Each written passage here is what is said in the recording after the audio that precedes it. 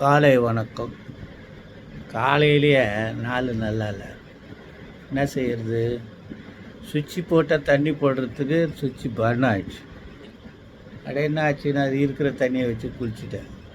அப்புறம் கொஞ்ச நேரத்தில் என்னுடைய இளவல் வழக்கறிஞர் வந்து அவருடைய சகோதரியின் மகன் கடலில் விழுந்து விழுப்புரம் இருக்க பாண்டிச்சேரி பார்டரில் இறந்துட்டா சொல்லி அழுதாரா. அது இன்னும் மறுபடியும் டிஸ்டர்ப் ஆகிடுச்சு.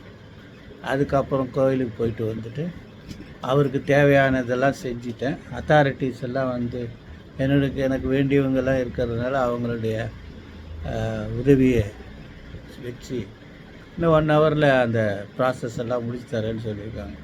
இந்த தீர்ப்பு உங்கள் கூட பங்கிட்டுக்கிறது AR 2025 Calcutta 145 AR 2025 Calcutta 145 Deepak Manwandia versus Shri RSH project private limited. இது என்னென்னா, வீடு கட்டுறதுக்கு பில்டர்ஸ் இருப்பாங்க.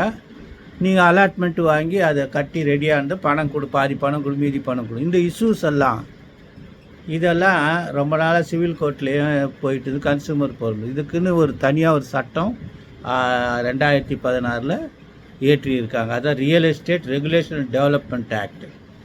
அந்த ஆக்டுக்கு என்னென்ன ப்ரொவிஷன்ஸ் இருக்குது? அட்ஜுடிகேட்டிங் அத்தாரிட்டி, கோர்ட்டு, ட்ரிபுனல், அது அப்பலட் ட்ரிபுனல், இதெல்லாம் இருக்குது.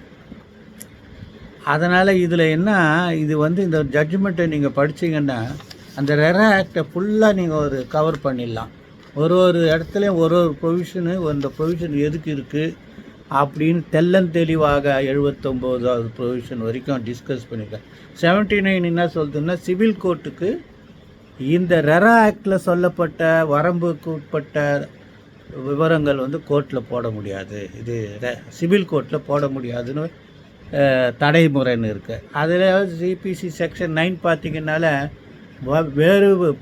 வேற்றுமுறை சட்டப்படி வழக்கு தொடுக்க வாய்ப்பில்லாத சூழ்நிலையில் தான் சிவில் வழக்கு காமன் ப்ராசஸ் போட முடியும் அப்படின்னு போட்டிருக்கு.